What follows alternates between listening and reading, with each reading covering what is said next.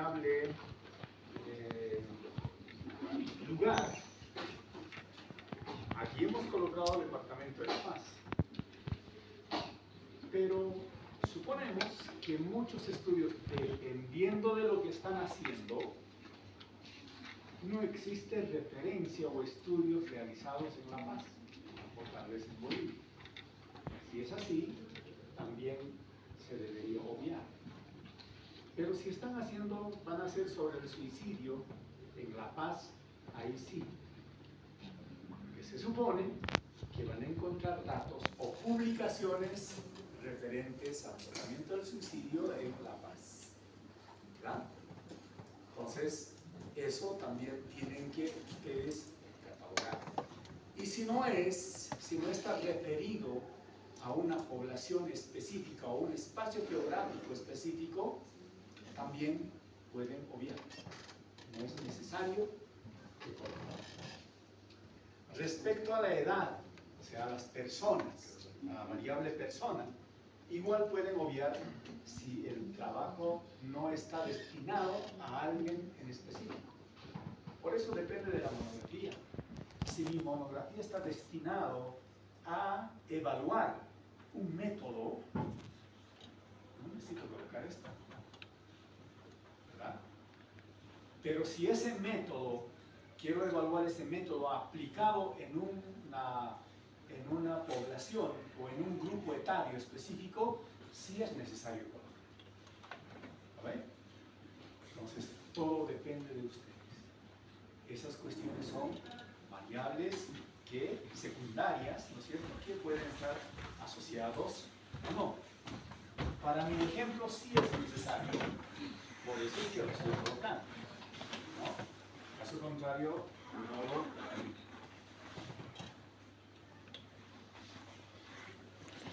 Ahí teníamos nuestro problema principal, nuestra pregunta principal.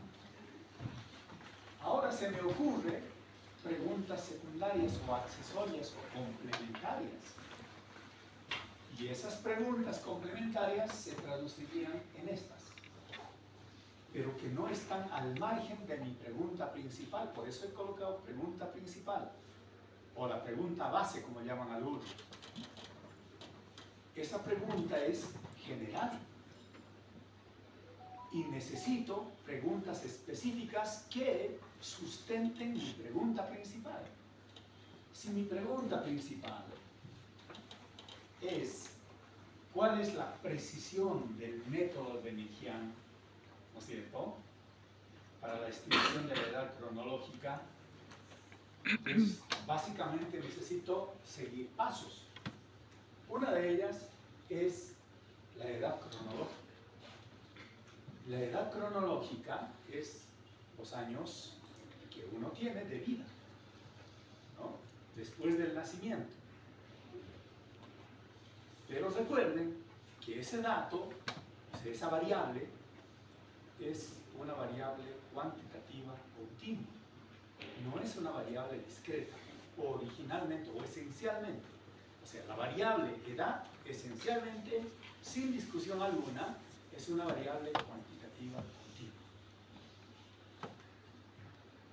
Si es un dato continuo, tengo que tener la precisión de medir ese dato, ¿verdad?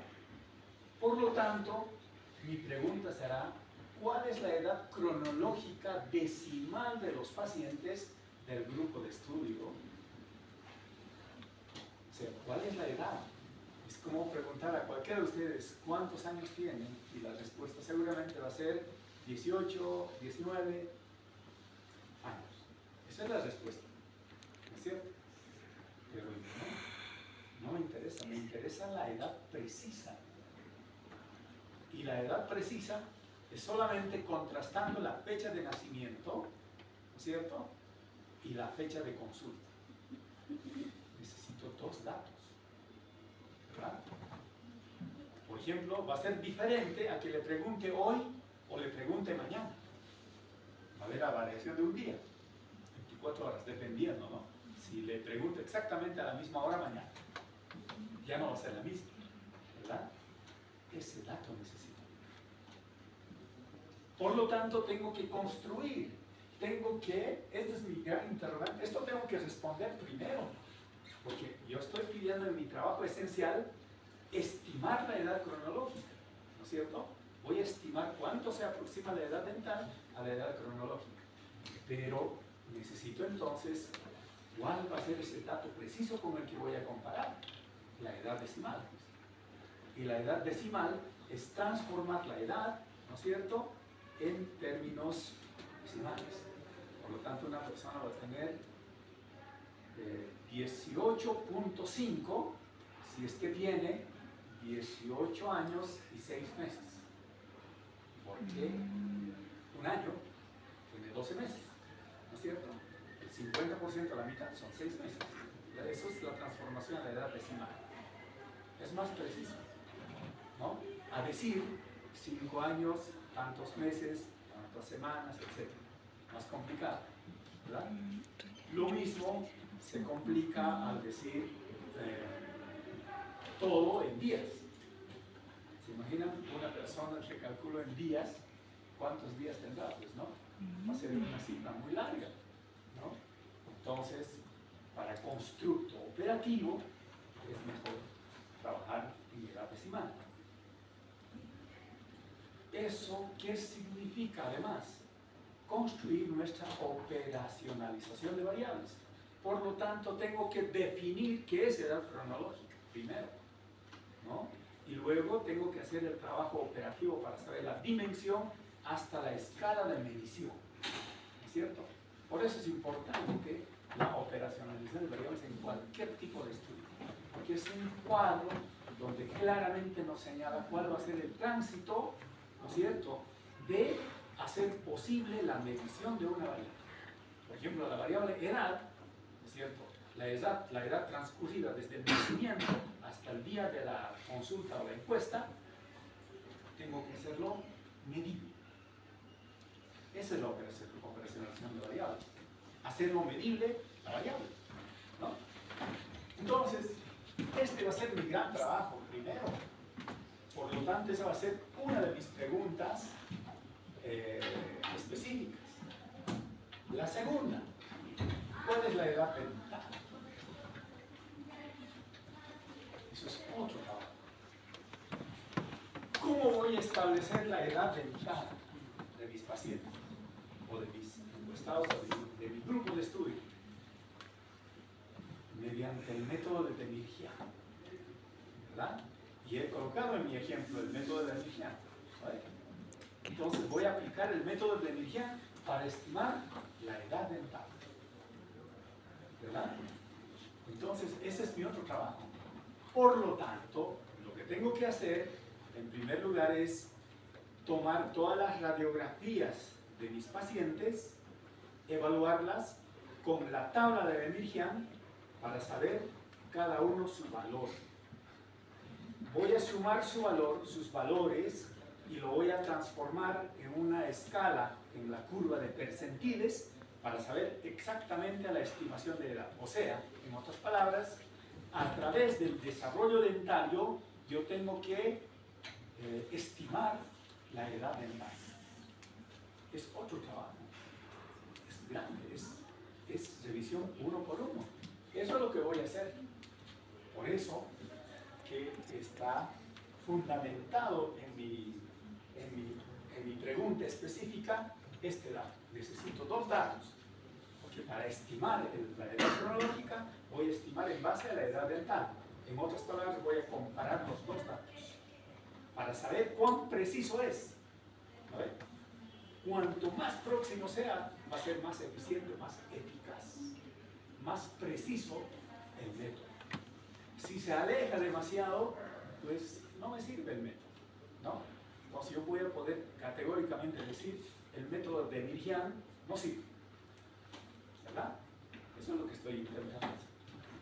Y finalmente, mi tercer objetivo, o mi tercera pregunta es ¿cuáles son las diferencias y semejanzas entre la edad cronológica y la edad dental de los pacientes, pero en este caso según sexo y según grupo etario?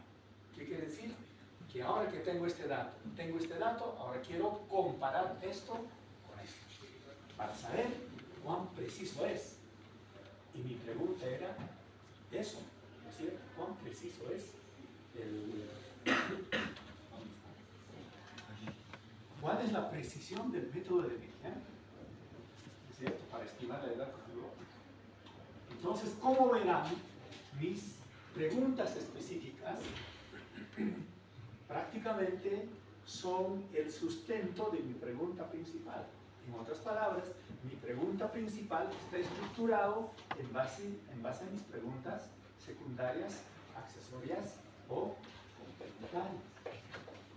Eso es importante. O sea, yo no puedo inventarme estos datos que no están respaldados o que no construyen mi pregunta principal.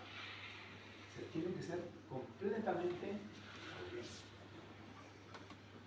Y finalmente ahora, ya con eso terminamos con el problema, ahora nos faltan objetivos. ¿Qué es un objetivo? Un objetivo de investigación es un enunciado, claro, preciso, donde se recoge la finalidad que se persigue. Por eso se llama objetivo, algo que quiero alcanzar con el estudio, ¿no? A veces colocan en el objetivo, quiero informar a mis compañeros. Eso no es un objetivo de investigación. Eso es un trabajo operativo, una acción, una actividad, ¿verdad? Pero aquí estamos queriendo responder a un vacío de conocimiento. Y ese vacío de conocimiento va a estar respaldado con esto. Fíjense qué categórico voy a hacer al decir que el método de Millikan no sirve para la población boliviana o paseña, ¿cierto? Así interesante. O caso contrario, voy a decir, sí, es preciso en cuánto por ciento o con un rango de confiabilidad de tanto, ¿no? Entonces, es lo que está esperando el conocimiento, en realidad, general. Entonces, como esa es nuestra definición de objetivo, hay que tener claro también que los objetivos de investigación guardan una estrecha relación de coherencia con las preguntas. Listo. Mis objetivos no pueden estar alejados de mis preguntas. En otras palabras, en términos sencillos, es lo mismo. Solamente va a cambiar el verbo. Cuando en la pregunta de qué, cómo es, ¿no es cierto? Cómo se comporta, qué es, cuál es, etcétera, lo voy a cambiar por determinar, describir, conceptualizar, pues no sé, analizar, etcétera, etcétera. Lo voy a cambiar por un verbo infinitivo, pero todo lo demás tiene que estar plasmado de igual manera. Entonces tenemos preguntas principales o pregunta central que va a corresponder al objetivo general, y van a haber preguntas específicas o colaterales o complementarias y que van a responder a los objetivos específicos. En otras palabras, la pregunta principal se convierte en objetivo general y las preguntas específicas se convierten en objetivos específicos, ¿no? Entonces, cambiemos la redacción. Este era nuestro... esto responde igual a nuestra pregunta principal. Decía, ¿cuál es la precisión del método de Millikan para la estimación? Así era nuestra pregunta principal. Ahora, nuestro objetivo simplemente cambia esto. Voy a determinar, ¿no? Es que estadísticamente voy a demostrar, ¿no es cierto? En algunos seguramente será, pues, explorar, describir, no sé tantos verbos que hay, ¿no? Dependiendo de lo que pretendo. Por lo tanto, mis objetivos específicos, ¿no es cierto?, van a ser estos. Estoy cambiando solamente la palabrita de interrogación por un verbo infinitivo. Determinar, estimar y correlación. Y todo lo demás es copia del anterior. ¿No es cierto? No cambia nada, absolutamente. Entonces, el hacer las preguntas de investigación es crucial, porque ya tienen elaborados sus objetivos generales y sus objetivos específicos, ¿no es cierto? Dependiendo cómo manejan las variables en el estudio hipotetico. Y listo. Y luego nos pasamos a la justificación. ¿Qué es la justificación del problema? Se trata en realidad de una exposición detallada de las razones que motivan la realización del estudio. ¿Por qué estoy haciendo ese estudio? ¿No? Se supone que es para llenar un vacío de conocimiento, ¿no? Pero ese conocimiento puede ser un conocimiento teórico, un conocimiento práctico o un conocimiento metodológico. ¿Ven? Para mi caso, creo que es encontrarle una comprobación de la validez metodológica. Hay un método ya. Lo que voy a decir, si es bueno ese método para mi caso o no lo es. Para nuestro medio, al menos. ¿No? Eso es lo que voy a probar. Entonces, pues, eso es lo que tengo que justificarlo debidamente. Entonces ahí seguramente me preguntaré por qué he elegido ese tema, ¿no? Cuidado que ponga porque me gusta, ¿no? Eso no. ¿Por qué has elegido este? Porque hay un vacío que has detectado en base a la literatura, no porque yo desconozco, ¿no es cierto? Si yo desconozco es asunto mío, es un problema mío, es un problema personal, no es un problema de todos, ¿verdad? El que no exista de manera demostrativa la explicación de algo, eso sí es un vacío de conocimiento. Así es, a ver, demuéstreme si esto es así. Ustedes revisan, ¿no es cierto? O hay una vaguedad, eso es muy vaga o es muy, ¿qué les digo? Muy ambigua. Las explicaciones, ese sí es un problema, ¿no? Eso sí, necesito estructurarlo adecuadamente. O por ahí no existe un sustento teórico para mi problema. O sea, no hay una teoría que explique un asunto práctico. Eso también es un problema, ¿no? Y así sucesivamente. ¿Por qué el investigador lo considera importante? O sea, ¿por qué ustedes lo van a... O sea, ustedes se van a defender aquí, me van a demostrar, me tienen que convencer por qué han elegido ese tema, ¿no? ¿Cuáles son las razones detrás de la elección, etcétera? ¿Por qué? Va a requerir, obviamente, una inversión de tiempo, de economía, de recursos, qué sé yo, por lo tanto, no pueden ser ni las ni sus, no tiene que ser para aportar en algo, ¿no es cierto? Por lo tanto, las justificaciones, como dije anteriormente, pueden ser teóricas, pueden ser prácticas o pueden ser metodológicas, ¿no? Entonces, allá en la propuesta metodológica nos están pidiendo una propuesta. El formato APA, ¿cierto? En todos los trabajos de investigación les piden un aporte, ¿no es cierto? ¿Cuál va a ser su aporte? ¿Cuál va a ser su propuesta? Pero no siempre, porque yo no quiero proponer, como en mi caso, yo quiero demostrar. Por lo tanto, mi trabajo es teórico y práctico, ¿no? Teoría, porque la teoría dice que es buena en poblaciones X, ¿no es cierto? Yo voy a demostrar si es consistente o no aquello, y práctico porque va a servir, ¿no es cierto? Lo que yo voy a demostrar para que los de la forensería, quienes tengan a cargo hacer este trabajo, utilicen con confianza el método, ¿no es cierto? O finalmente, si yo demuestro que no sirve, no lo usen, ¿no? O lo manejen, digamos, con cierto cuidado, por lo menos, ¿no? Entonces, en vez de utilizar este método, utilizaré otro método. En la ortodoncia, por ejemplo, no utilizan estos métodos, ¿no? Porque no ha sido validado en nuestro medio, ¿no es cierto? Pero utilizan la radiografía de la mano para saber los puntos de osificación con mayor precisión. porque a ellos les interesa no la edad cronológica, sino la edad biológica de maduración, para saber si tienen chances de movilizar las piezas dentales o no. Los hemortodontes generalmente utilizan ese tipo de elementos, ¿no? Si nosotros aportamos con esto, tal vez como alternativa pueden utilizar también el método de Vigiano, ¿verdad? Entonces, en la justificación tenemos que ir a demostrar para qué sirve lo que hemos hecho nosotros, ¿no? O sea, de qué manera podríamos utilizarlo, etc.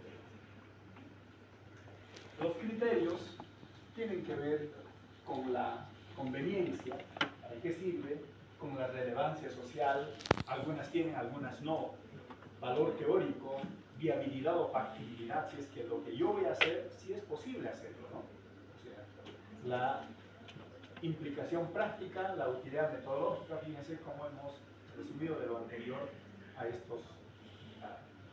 Hay otros, ¿no? Por ejemplo, la vulnerabilidad, la trascendencia, la magnitud y el costo-beneficio. ¿Qué quiere decir cada una de ellas? Vulnerabilidad. Quiere decir que lo que yo estoy estudiando es posible cambiar. Quiere decir, con mi opinión, algo se puede cambiar. Pero si no puedo cambiar, pues mi trabajo va a ser intrascendente. No va a tener ningún aporte. Aunque sea necesario, ¿no es cierto? En este momento no es importante, ¿no? La trascendencia, cuando ese problema involucre a gran parte de la gente. Y eso es magnitud. Y la trascendencia es cuán grave es el problema, ¿no? Como para que yo esté apuntando a una cuestión realmente vital, ¿no? Y el costo-beneficio, si lo que voy a gastar en el estudio vale la pena hacerlo para lo que va a cambiar. Y si no va a cambiar nada, pues no pasa nada, ¿no? Por eso siempre se pregunta, con el estudio, ¿qué puede cambiar? Y sin el estudio, ¿qué puede cambiar? Por ejemplo, en las vacunas. Si no va a haber vacunas, ¿qué podría pasar? Va a seguir muriendo mucha gente. Entonces es importante hacer este estudio, ¿no? Vale la pena gastar. Pero si yo voy a gastar tanto para que no cambie nada, ¿no es cierto? No tiene sentido tampoco, ¿no? Esos criterios utilizan generalmente los financiadores, ¿no? Las grandes instituciones que financian estudios, pues ellos quieren trabajos donde valga la pena invertir, porque para ellos es una inversión, ¿no? Caso contrario, no, pues así esté bien bonito hecho el trabajito, le presento a ustedes y van a negarse, ¿no? Van a decir, no. Por eso es importante la justificación, ¿no? Parece a veces intrascendente, pero para fines de financiación, etcétera, lo primero que se fijan los financiadores es esto, ¿no? ¿Cuánto van a invertir y qué van a resolver con esa inversión? ¿Vale la pena gastar o no vale la pena gastar? ¿No? Eso tiene que ver nada más con esta parte de la justificación. En otras palabras, ustedes tienen que convencer cuán importante haya sido. Bueno, hasta ahí sería el paraguas de planteamiento del problema. Tienen que presentarme ustedes hasta ahí, hasta la justificación. ¿Ya? Los que quieran, obviamente, es libre. Los grupos que quieran trabajar conmigo, entonces me dicen, fijamos hora, fecha, y vamos a trabajar, vamos a analizar su caso particular, ¿no? Para llegar a este. Entonces, por lo menos tengan un borrador, todo su borrador, por supuesto, ¿no? Para elegir, etcétera, etcétera. Y no se sientan mal, estamos en un proceso de construcción. Todos comenzamos siempre con tropiezos.